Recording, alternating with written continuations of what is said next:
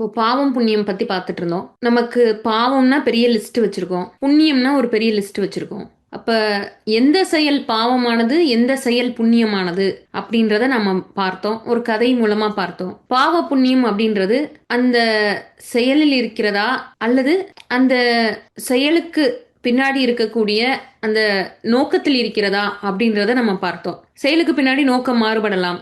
நல்ல நோக்கத்தோடவும் அதே செயலை செய்யலாம். ஒரு தீய நோக்கத்தோடும் அதே செயலை செய்யலாம். அப்படி இருக்கும் பொழுது, அந்த நோக்கத்தை பொறுத்து பாவம், புண்ணியம் அப்படின்றது நம்மை வந்து அடைகிறதுன்னு பார்த்தோம். இந்த நோக்கம் எப்படி இருக்கிறது அப்படின்றதற்கான அடையாளம், அளவுகோல் ஏதாவது நம்மட்ட இருக்கா?